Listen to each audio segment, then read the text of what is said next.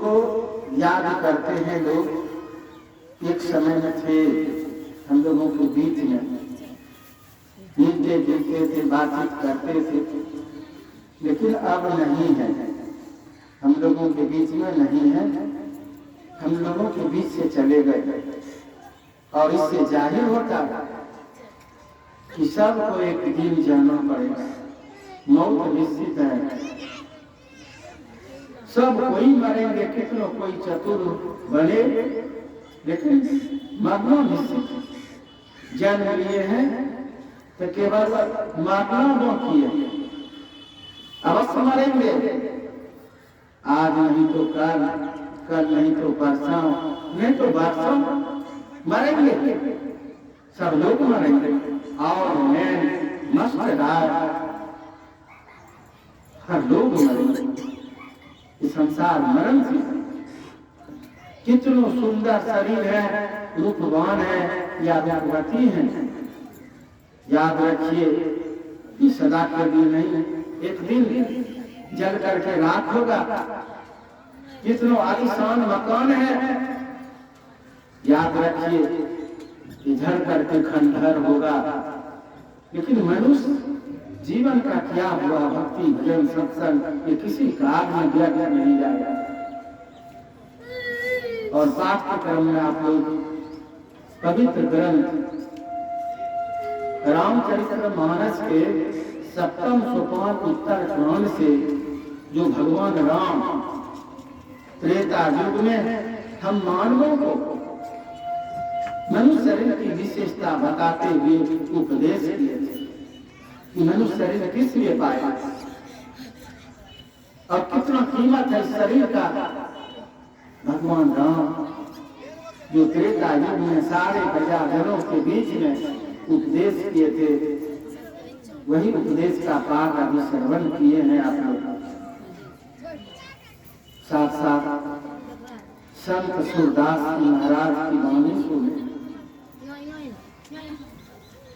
रे मन मूरख जन्म गमायो, इतना अनमोल शरीर मनुष्य शरीर प्रभु की असीम कृपा से प्राप्त किए हैं।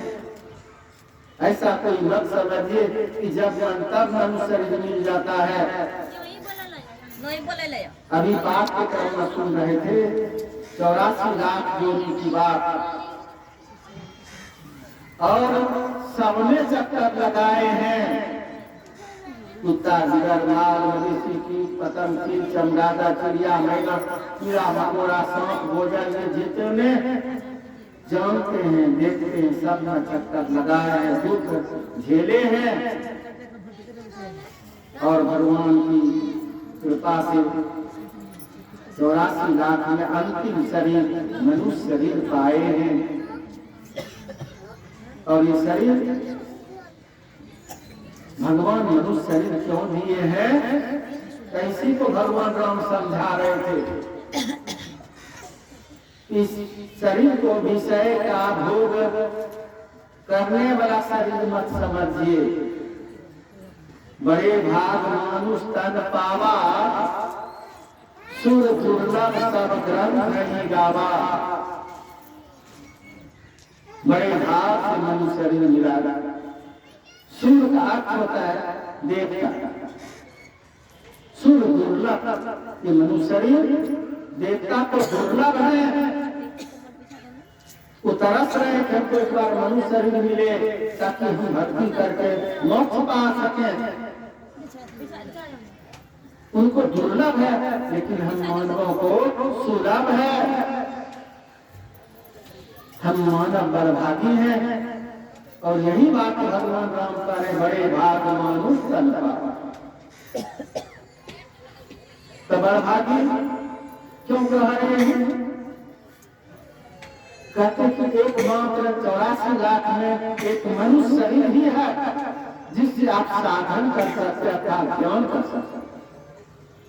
अन्य शरीर से नहीं, कुत्ता की वजह से सत्संग नहीं होगा, चिड़िया मैना से, सांप वजह से, माल मवेशी से, किसी से, हाथी घोड़ा से।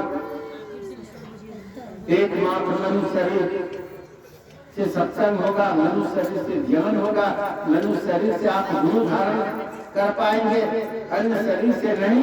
गुरु के शरण में आप इसी शरीर से जा पाएंगे, गुरु उपदेश को आप सुन पाएंगे, सत्संग ध्यान कर पाएंगे। तो ये मनुष्य शरीर भगवान राम का साधनों का घर है। साधन राम मोक्ष कर द्वारा पाई न जेहि पर लोक समारा। ये मनुष्य शरीर साधनों का घर है और मोक्ष का द्वार है। आप सोचिए, जिस मोक्ष से बढ़कर के कोई सुख नहीं है, वो मोक्ष प्राप्त करने वाला द्वार मनुष्य शरीर। मोक्ष के संबंध में बहुत बार आप लोग सुने होंगे, जानते होंगे कि मोक्ष सारे दुखों से छूट जाना, आवागमन के चक्कर निकल जाना, अपने आप को परमात्मा में मिला देना, एक में एक हो जाना। तो सबसे बढ़कर के सुख है मोक्ष सुख। और ये मोक्ष प्राप्त करने का द्वार मनुष्य शरीर में, अन्य शरीर में नहीं। ये भगवान राम का। हम लोग कहते तो लोग तो क्या क्या सोचते हैं, दर्शन दर्शन राशि का सब करने लगे। भगवान राम का अब क्या कहिए। और आपके पवित्र ग्रंथ रामायण में वर्णन है, बोलिए क्या कहिएगा। मैं सबसे पूछता हूँ, ब्राह्मण क्षत्रिय वैश्य शूद्र कोई भी है, हम लोग सत्संग की महिमा को बताते हैं, ध्यान की महिमा को बताते हैं, गुरु की महिमा को बताते हैं, तो बड़ा अखरता है लोगों को। आप तो भगवान राम कह रहे हैं, आपके पवित्र ग्रंथ रामायण में वर्णन है, पढ़ के देख सकते हैं क्या कीमत होगा सत्संग का, ध्यान का, गुरु का, समझ सकते। तो यहाँ साफ स्पष्ट भगवान राम कह रहे हैं, ये शरीर साधन करने वाला शरीर है और मोक्ष पाने वाला। ये शरीर विषय भोग के लिए नहीं है, विषय का चटनी चाटने के लिए मनुष्य शरीर नहीं है। विषय का आनंद तो सब शरीर में लिए हैं। ये शरीर है पार उतरने वाला। करण धार सदगुरु दिलनावा, दुर्लभ सार सुलभ करी पावा। भगवान राम कहते हैं कि मनुष्य शरीर भवसागर से पार जाने के लिए नाव है, लेकिन नाव पर नाविक नहीं रहे तो कोई नदी कैसे पार हो पाएगी। नदी में नाव सब कोई सवार हो जाए और उस नाव पर नाविक नहीं हो तो आप नदी पार नहीं कर पाएंगे। तो भगवान राम कह रहे हैं, अभी पाप के क्रम में सुने हैं कि मनुष्य शरीर भवसागर से पार जाने के लिए नाव है और शरीर को नहीं बता रहे। हाथी घोड़ा किसी के शरीर में नहीं बोल रहे हैं। मनुष्य शरीर भवसागर पार जाने के लिए नाव है, लेकिन इस नाव का नाविक संत सदगुरु है। तो जिस नाव पर नाविक सवार है वो नैया पार जाए, अर्थात जो गुरु धारण किए हुए हैं, गुरु के छत्र छाया में गुरु का चरण पकड़े हुए हैं, तो ऐसे लोग पार उतर जाएंगे। और जो निगुणा अर्थात गुरु से अलग रह करके जीवन पार कर रहे हैं, निगुणा जीवन जी रहे हैं, वो झक मारेंगे, गोता लखाएंगे। साथ भगवान राम का हम लोग तो बना के नहीं कहा।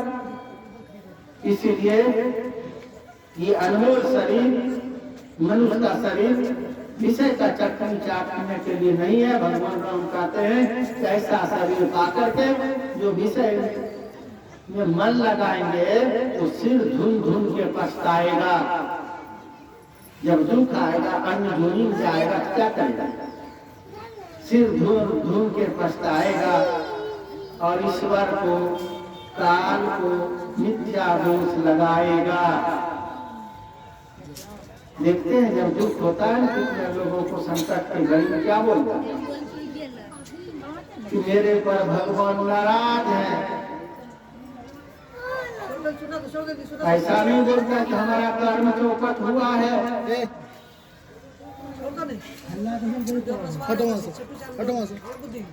ऐसा तो नहीं बोलते।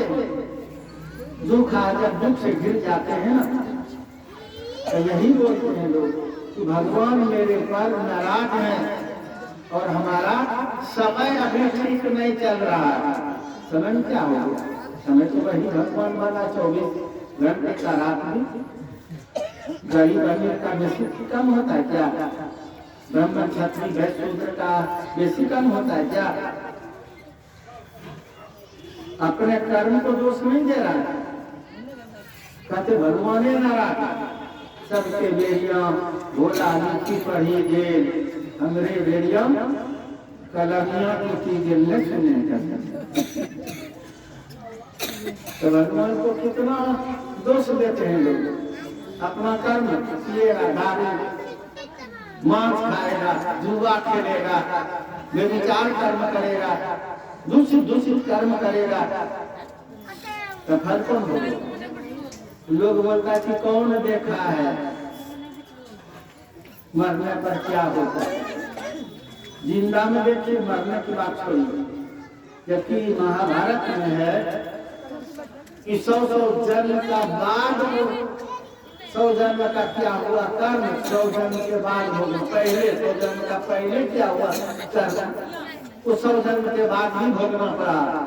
धृतराष्ट्र अंधात्म हुआ, एक जन्म में कछुआ का आंख फोड़ दिया था, अब इस जन्म में अंधा पैदा हुआ। कछुआ का आंख फोड़ दिया था खेल खेल में, तो अंधा पैदा हो गया। आजकल के लोग कछुआ खाइए जाता, उसका क्या फल होगा? कछुआ का आंख फोड़ दिया था तो अंधा पैदा हुआ। लोगों का जिह्वा रूप करता खाने के लिए, नहीं समझता कि क्या फल होगा। जब होगा तो कहेगा भगवान नाराज, समझिए हमारा खराब। भगवान राम उपदेश कर रहे हैं, आपके रामायण में वर्णन है, चिंतन तो करना चाहिए। आप कोई भी है, ब्राह्मण है, क्षत्रिय है, वैश्य शूद्र, उससे मतलब नर है, नारी है, बूढ़े बच्चे जवान कोई है, पढ़िए और चिंतन कीजिए। आखिर भगवान ने इस तरह से क्यों कहा? कर्म का फल हरेक को भोगना पड़ता है। धृतराष्ट्र के 100 पुत्र मारे गए, उनकी जीवनी वर्णन है। 100 जन्म के पहले 100 हंस का बच्चा, एक एक बच्चा मार करके मांस बना बना के खाया था और रसोईया को नाम दिया था स्वादिष्ट भोजन, इसी तरह का भोजन चाहिए। तब भोगेगा कौन? 100 बेटा मारा, अंधा पैदा हुआ, 100 पुत्र मारे गए, 100 दूसरे का 100 मतलब जीव हत्या में 100 उजाड़ दिया था, खंडन उजाड़ दिया था, खंडन उजड़ा, बचेगा कैसे?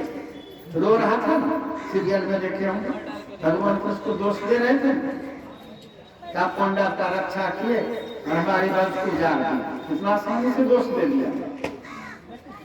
भगवान कृष्ण कहते कि हम इसमें क्या किया? किसने किया? ताकि आपके कर्म ने किया। और देखने की शक्ति दी है, देखिए अपने जन्मों को देखिए। जब देखता है तो 100 जन्म तक देखते गया, ऊपर गया तो देखा कि वही 100 हंस खाया है बच्चा। अब क्या बोलेगा भगवान कृष्ण? महाराज बोलिए, हम किए हैं क्या? आपका कर्म है। लोग बोलता कौन देखा? मरने पर क्या होता? क्यों भोगना पड़ा? अच्छा छोड़िए, मरने पर कोई नहीं देखता, जिंदा तो देखते। समानता है यहाँ, एक अंधा है, कोई नंगड़ा है, कोई कोढ़िया है, कोई महादरिद्र है और कोई मालो माल है, राजकुमार है। सब उनको खटने के लिए गुजरात पंजाब में जाना पड़ता, केवल जन्म लिया है, सब संपत्ति उसका है, पूर्व जन्म में कमाया था और यहाँ भोगने के लिए आया है। जन्मे हुआ राजा महाराजा की यहाँ और जो पूर्व जन्म कुछ भी नहीं किया था, माँ गरीब के उसका जन्म हुआ, घर नहीं है, लोगों को एक कट्ठा जमीन तक नहीं है, रहने का घर नहीं है, कहाँ कहाँ कैसे कैसे रहता है। और ऐसे सब लोग हैं, हम लोग देखते वही सबोर फतेहपुर में कीमती सब जमीन 50 लाख 60 लाख कट्ठा वाला जमीन रोड पर 10-20 बीघा 2-4 कट्ठा बेच देगा तो सारा जीवन आराम से बैठ के खाएगा। और कोई ऐसे लोग हैं, एको कट्ठा जमीन घर किसमें बनाएगा, कहाँ रहेगा, बाल बच्चा कहाँ रहेगा। गुजरात पंजाब खटते खटते न तो दम हो जाता है, फिर भी नहीं होता। क्या कहिएगा? वो कहेगा कि भगवान में नाराज है, मेरा सब ये ठीक नहीं चल रहा, पूर्व जन्म में तो कुछ किया नहीं, आराम से बैठ के खाया था। और जिसको अभी दुख है या सुख है, दुख है या सुख है, फिर भी सत्संग ध्यान भजन कर रहे हैं, घबराइए मत, कर्म कर रहे हैं, मिलेगा निश्चित बात, ग्रंथ प्रमाण मिलेगा। अभी दुख भी है और आप सत्कर्म कर रहे हैं, जब ध्यान सुमरन कर रहे हैं, सत्संग कर रहे हैं, ये कौन ले लेगा? पहले आप खेती नहीं किए थे, बीज नहीं गिराए थे खेत में, तब फसल नहीं हुआ, कोठी आपका खाली, भूख से मरते होंगे।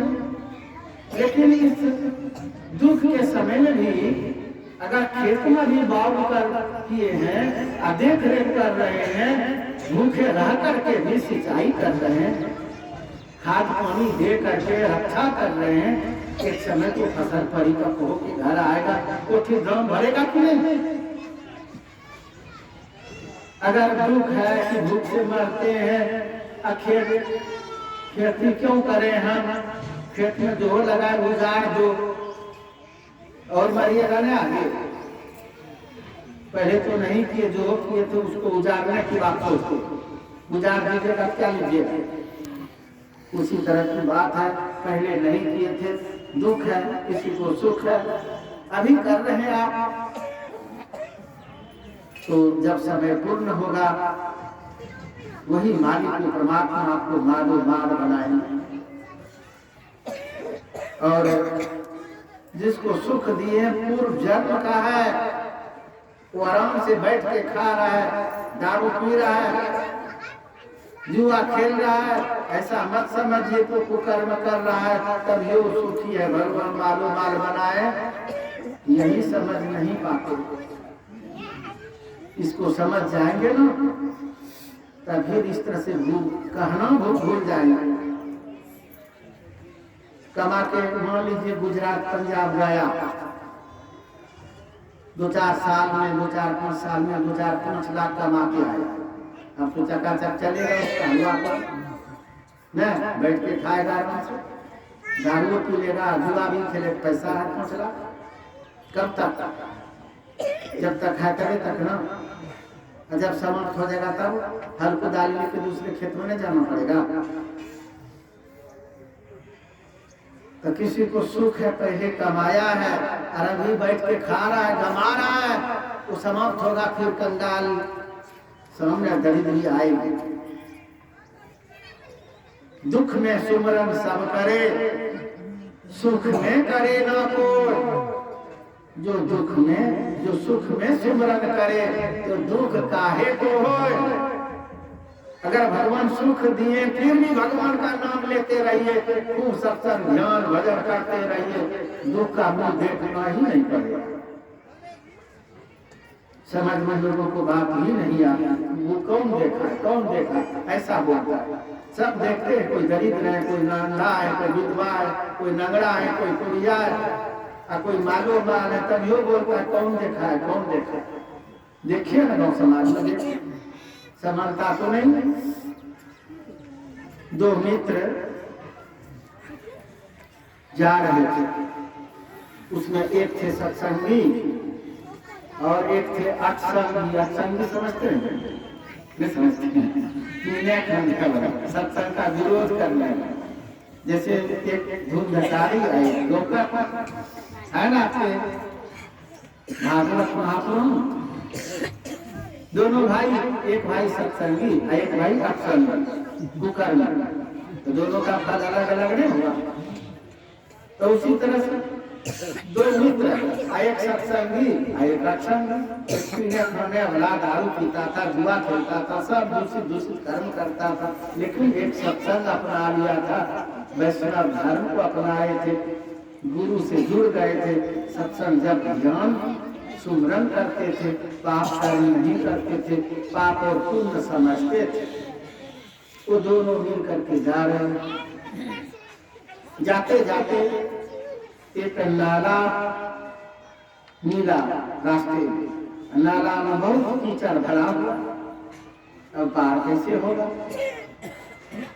उसी नाला में एक गौ गिर गई, फंस गई थी, बाहर निकल नहीं पा रही थी कई दिन से, भूखी है, प्यासी है, रो रही है। तो जो अक्षमी था ना, सोचा कि कीचड़ में घुसना पड़ता अच्छा है, ये पुल का काम करेंगे, बस गौ पर चढ़ करके पार हो।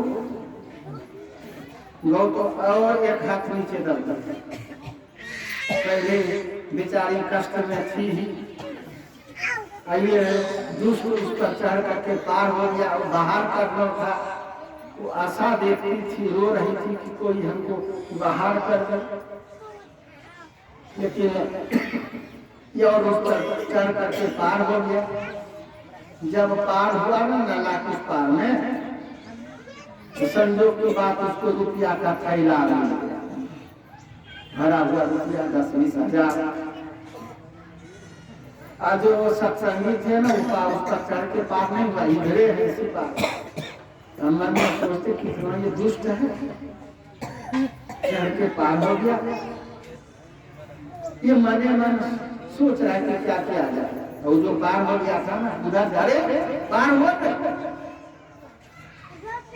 घुसेगा कीचड़ में, कपड़ा गंदा होगा, इस पर चढ़ करके पार हो जाओ। क्या सोच रहा है? सत्संगी बना है, देखो हम पार हो गए तो 10-20 हजार रुपया मिला। ये मने मन सोच रहा है कि ये तो दुष्ट है, क्रूर है, इसके कहने पर क्यों रहे। गौ को बाहर करना चाहिए। वही कीचड़ में अपना धोती समेट लिया, कीचड़ में घुस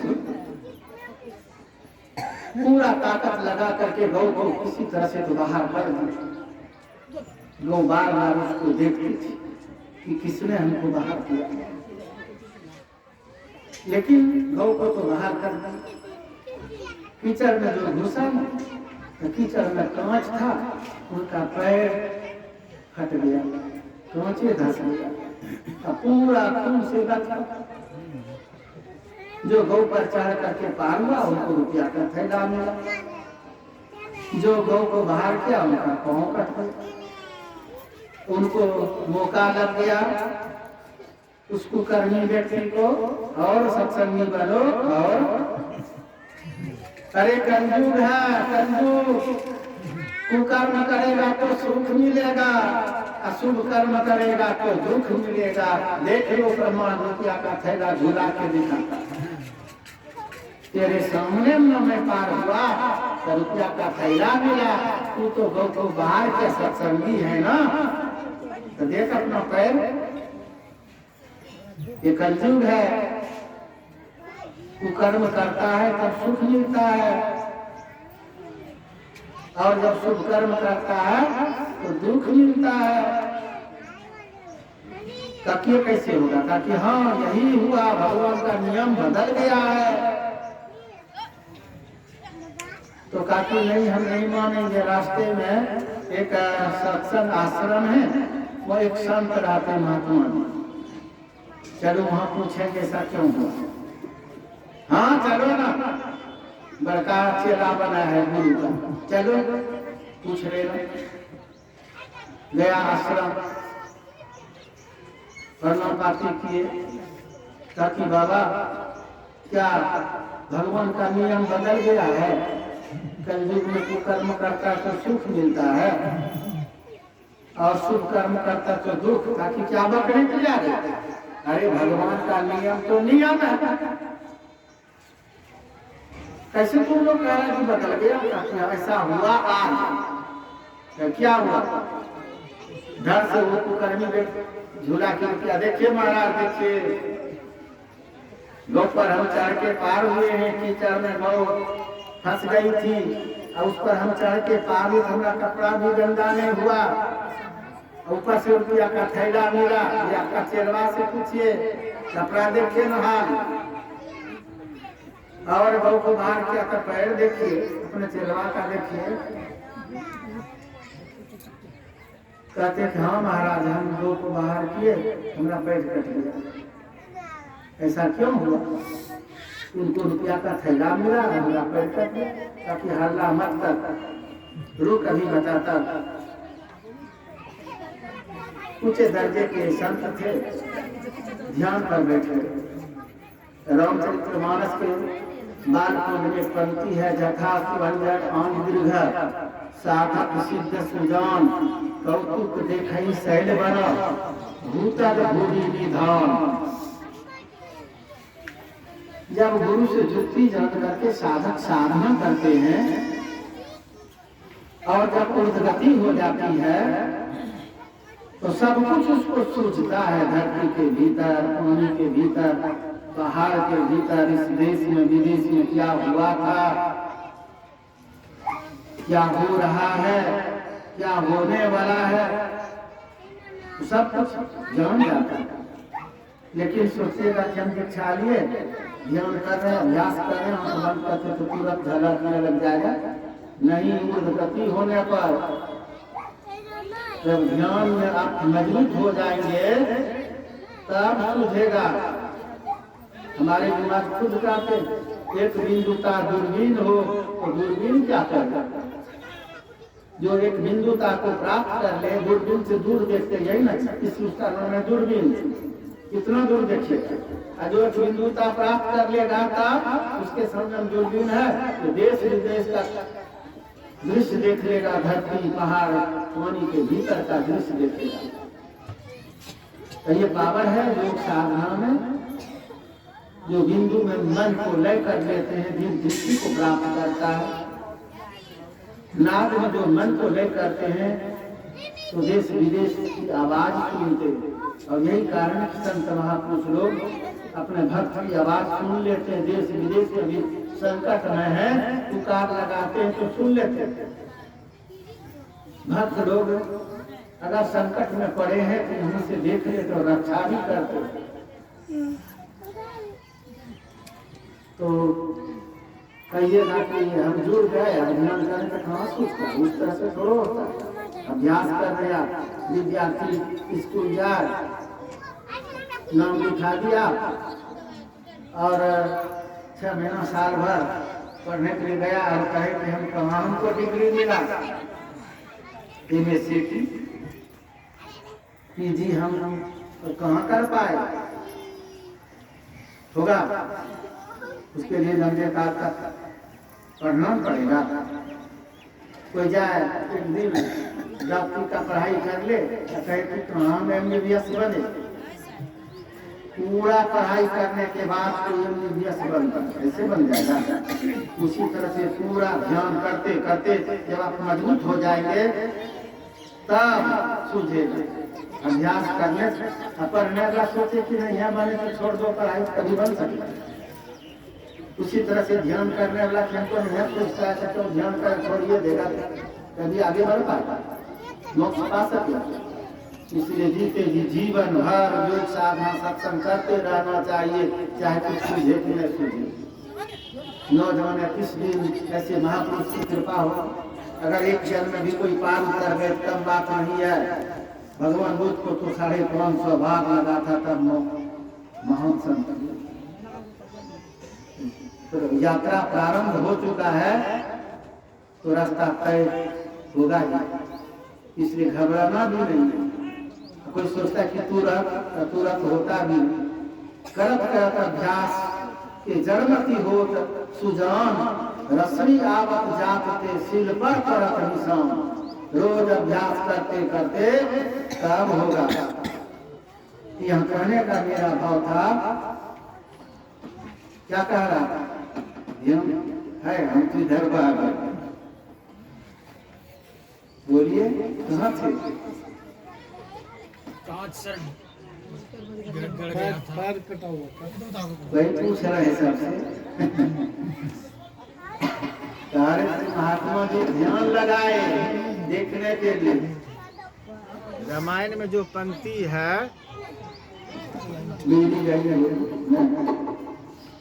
चलिए तो महात्मा जी ध्यान लगा करके देखे, दोनों हल्ला कर रहे थे। रुको बताता, पूछे दादी के महात्मा जी थे, ज्ञानी ज्ञानी थे, ध्यान लगाए देखे और ध्यान छोड़ के कहते, अरे बड़ा दोनों हल्ला कर रहा, सुन ऐसा क्यों हुआ? जिनको रुपया मिला था उनको का किसी रुपया में 10,000 में पागल हो गया। अरे पूर्व जन्म में तुम्हारा इतना उत्तम कार्य था, आज तू राजा बनता, गद्दी पर बैठता, राज तिलक होता। आज के दिन तुम्हारा समय पूरा हुआ था, पूर्व जन्म तुम उत्तम कार्य किया था और आज तू राजा बनता। लेकिन बेटे मूर्ख, तू इस शुभ घड़ी में अनर्थ किया, पाप कर्म कर लिया, इसलिए वो राज गद्दी हट गया, 10-20 हजार मील के रह गया, इसीलिए तू पागल हो गया। अगर आज तू बच जाता, कोई बढ़िया काज कर लेता था, तुमको राज तिलक होता, आज राजा बनता, क्योंकि तुम्हारा पूर्व जन्म का इतना सुंदर कर्म था। इसने कहा, महाराज हम तो बढ़िया काम किए, ताकि बेटा इसलिए तू बचा। पूर्व जन्म तुम्हारा इतना खराब कर्म था, आज तुमको फांसी लगता, फांसी पर लटकता था। लेकिन आज तुमने ये शुभ कार्य किया है, गौ माता तूने बाहर किया है, उसी के प्रभाव से तू फांसी से बच गया। जरा सा पैर कट के रह गया। लोग बोलता है कौन देखा? आप सब कुछ जानते हैं क्यों हुआ नहीं हुआ। अगर ये कारण लोग जान जाए तो दूषित कार्य नहीं करेगा, तो पता ही नहीं रहता भगवान का ऐसा यहाँ विधान है, लोग भूल जाते हैं। संत महापुरुष लोग याद दिलाते हैं कि मनुष्य शरीर पाए, उत्तम कार्य कीजिए, दूषित कर्मों में जीवन पार मत कीजिए। और भगवान राम समझाया कि अनमोल जीवन पार हो जाएगा, हाथ मल के रह जाओगे, दुख पाओगे। इसलिए विषय भोग का सारा जीवन मत पार करो, मत लगाओ। विषय का चटनी चाटने में ही जीवन मत लगा दो। अन्य शरीर में खूब विषय भोग किए हैं, इस शरीर में ध्यान भजन कीजिए। और यही बात संत सूरदास जी महाराज की वाणी में सुन गए। कर अभिमान विषय सो राज्यो, श्याम शरण नहीं आयो। अभिमान में पड़े हैं, हमको कितना बेटा, हमको कितना नाती, हमको इतना पोता, हमको इतना धन, इतना जमीन।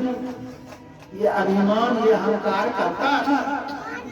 कर अभिमान विषय सो राज्यो, भजन नहीं कर रहे, नाम नहीं ले रहे, सत्संग नहीं कर रहे।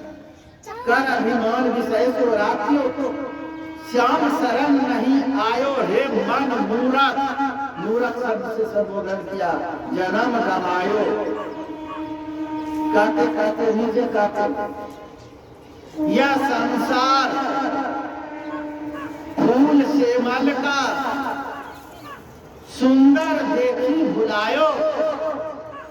चाखन लागिए रुई उड़ी गयो, हाथ कछु नहीं आयो। रे मूरख जन्म गमायो। किस भूल भुलैया पड़े? इस संसार को देख करके क्या सुख मिला है संसार से किसी को? ये सेमर फूल के समान है, जिस पर आप फूल नहीं समा रहे हैं। अब भजन के लिए सत्संग के लिए कहते हैं हमको फुर्सत नहीं है, सत्संग में जाने का फुर्सत नहीं, ध्यान करने का फुर्सत नहीं, ऐसा बोलते। इसके लिए